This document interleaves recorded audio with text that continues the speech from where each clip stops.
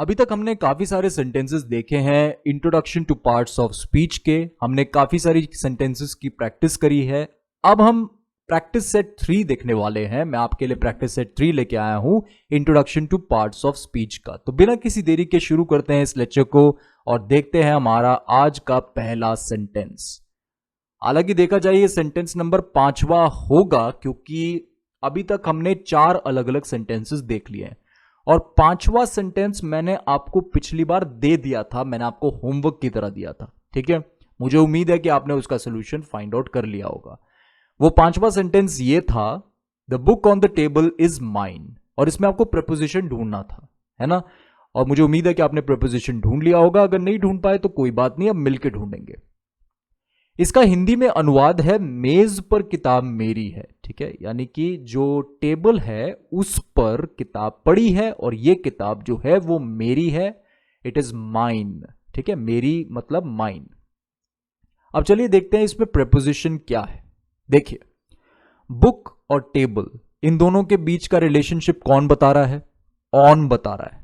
ठीक है, क्यों बता रहा है, कैसे बता रहा है? देखो, टेबल पर किताब है यानी कि टेबल के ऊपर किताब पड़ी है।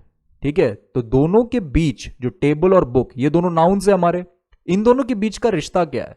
इन दोनों के बीच का रिश्ता ये है कि किताब जो है वो टेबल के ऊपर पड़ी है, ऐसा नहीं कि टेबल के नीचे है। ठीक है, तो ये ऑन लोकेशन बता रहा है किताब की। लोकेशन बताए वो प्रपोजिशन होता है, सीधी सी बात है। तो ये क्या हो गया? ऑन जो है वो प्रपोजिशन है। क्यों है? क्योंकि ये किताब और टेबल के बीच का रिश्ता बता रहा है कि किताब जो है वो टेबल के ऊपर पड़ी है। ठीक है, तो हमने प्रेपोजिशन के बारे में ऑलरेडी समझ लिया है, अच्छे से समझा है हमने। तो ऑन क्या है? वो है आपका प्रेपोजिशन। अब देखिए यहां पे बुक और टेबल तो हमारे नाउन्स है, इसमें तो कोई शक वाली बात नहीं है, मैंने आपको ये पहले ही बता दिया है। अब ये क्यों नाउन्स है ये आपको पहले से पता है, ये चीजों के नाम है ना। बुक और टेबल किसी चीज के नाम है। बुक जो है वो किताब को कहा जाता है, टेबल जो है वो मेज को कहा जाता है, ये किसी चीज के नाम है। तो बड़ी सीधी सी बात है कि ये दोनों नाउन्स हैं। इसके अलावा हमारा यहां पे दे रखा है इज, टेबल के बाद इज दिया हुआ है।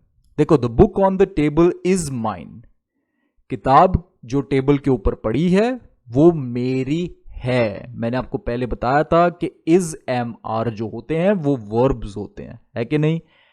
तो इज क्या है? हमारा वर्ब है और ये बता रहा है स्टेट, किताब की स्थिति बता रहा है किताब की, कि ये किताब जो है वो मेरी है।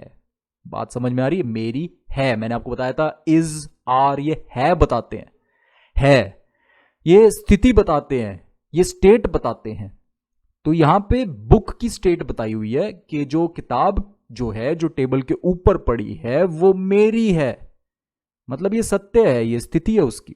तो सीधी सी बात है, ये इज जो है वो वर्ब है और स्थिति बताने का काम वर्ब ही कर रहा है जो है वो स्थिति बता रहा है। अब इसके बाद है माइन। अब देखो यहां पे मैंने अपना नाम नहीं दिया, यहां पे मैंने माइन लिखा, यानी कि ये क्या है? प्रोनाउन है। ठीक है, अब मैंने सीधा सीधा अपना नाम तो नहीं लिखा यहां पे मैंने उसकी जगह पे माइन यूज किया। तो नाउन के बदले यहां पे माइन यूज किया गया है जो मेरे को रेफर कर रहा है, तो सीधी सी बात है ये प्रोनाउन है। बात समझ में आ रही है? तो आपको इस सेंटेंस में प्रेपोजिशन पता लग गया, नाउन्स कौन से हैं ये पता लग गया, वर्ब कौन सा है ये पता लग गया और आपको प्रोनाउन भी पता लग गया, है कि नहीं है? तो बड़ा सिंपल सा सेंटेंस था और मुझे उम्मीद है कि आपने प्रेपोजिशन ढूंढ लिया था पिछली बार ही। तो चलिए अब आगे बढ़ते हैं, सेंटेंस नंबर 6 देख लेते हैं। ठीक है, अब 6 सेंटेंस कुछ इस प्रकार से है, the happy children played in the park. ठीक है, खुश बच्चे पार्क में खेलते थे। देखो, प्लेड जो है ना वो पास्ट फॉर्म है प्ले का, समझ रहे हो बात को? पास्ट फॉर्म मतलब भूतकाल की चीज, समझ रहे हो? मुझे भूतकाल की चीज दर्शानी है, मैं ईडी लगा देता हूं आगे, तो प्ले के आगे ईडी लगा दिया, प्लेड हो गया। समझ रहे हो बात को? तो इसमें खेलते हो गया, ये नहीं कि खेल रहे हैं, खेलते थे ये हो गया। बात समझ में आ रही है? तो happy children played in the park. अब इसमें आपको एडजेक्टिव ढूंढना है। अब देखिए, एडजेक्टिव ढूंढने से पहले नाउन ढूंढ लीजिएगा, क्योंकि नाउन जो होता है उसको मॉडिफाई करने का काम एडजेक्टिव करता है, हमें यह बात पता है पहले से। तो नाउन ढूंढ लेंगे तो एडजेक्टिव ढूंढने में आसानी होगी। तो बिना किसी देरी के इस वीडियो को पॉज कीजिए और एडजेक्टिव इस सेंटेंस में ढूंढिए। मुझे उम्मीद है कि आपने कोशिश की होगी। अब चलिए मिलके देखते हैं कि इस सेंटेंस में एडजेक्टिव क्या है। सबसे पहले नाउन ढूंढ लें।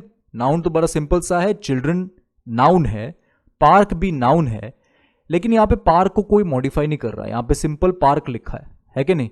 लेकिन चिल्ड्रन को मॉडिफाई किया जा रहा है, चिल्ड्रन को डिस्क्राइब किया जा रहा है कि ये लोग खुश बच्चे हैं, हैप्पी चिल्ड्रन है। समझ रहे हो बात को? तो हैप्पी क्या हो गया? एडजेक्टिव हो गया। बात समझ में आई? इस सेंटेंस में सिर्फ इकलौता एडजेक्टिव यही है, ठीक है। हैप्पी इकलौता एडजेक्टिव है।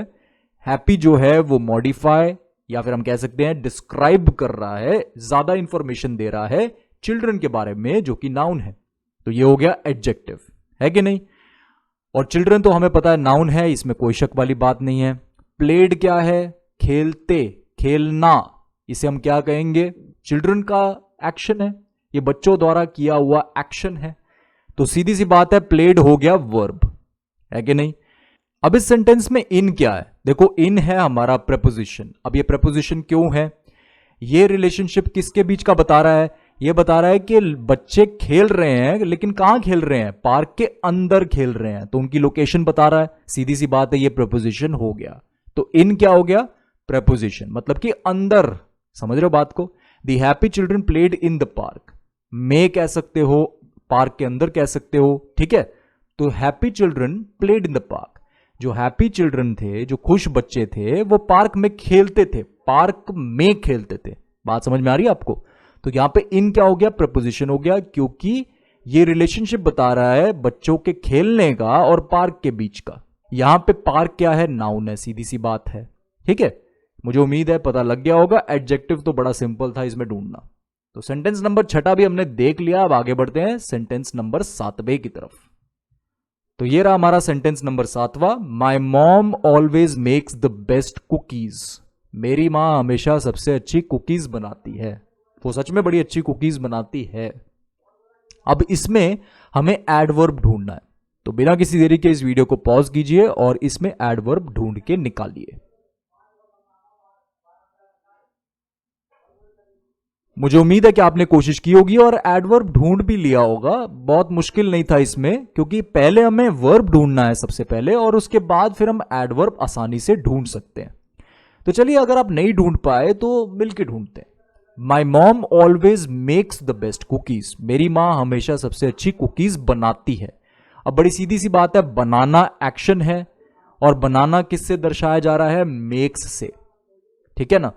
कोई चीज बनाना मतलब एक एक्शन है ना, वर्ब है ये। तो मेक्स क्या हो गया? वर्ब हो गया। अब इसको मॉडिफाई कौन कर रहा है?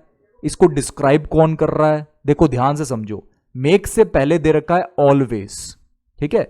अब मेरी मां जो है ना, आज कुकीज अच्छी नहीं बनाई है उसने, वो हमेशा से ही कुकीज अच्छी बनाती है। तो इसका मतलब यहां पे हमेशा यानी ऑलवेज, ये मेक्स को मॉडिफाई करने का काम कर रहा है। ये मतलब ऑलवेज जो है वो मेक्स को डिस्क्राइब कर रहा है। समझ रहे हो बात को? कि ऑलवेज मेक्स, खाली मेक्स नहीं, my mom makes the best cookies, मतलब कि मेरी मां कुकीज अच्छा बनाती है। लेकिन अगर मैंने लिखा my mom always makes the best cookies, मतलब कि वो हमेशा अच्छा बनाती है, हमेशा, ठीक है। तो यहां पे ऑलवेज क्या हो गया? ये आपका एडवर्ब हो गया।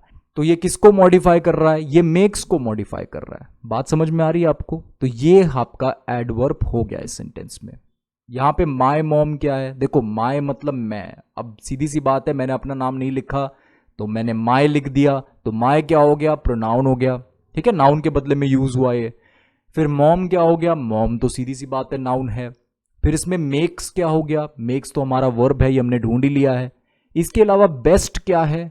अब ये भी देख लो ध्यान से, कुकीज क्या है? नाउन है, और यहां पे लिखा है बेस्ट कुकीज, मतलब कि कुकीज को मॉडिफाई कर दिया गया है बेस्ट कुकीज में। तो इसका मतलब बेस्ट क्या हो गया? एडजेक्टिव हो गया, और कुकीज क्या हो गया? नाउन हो गया।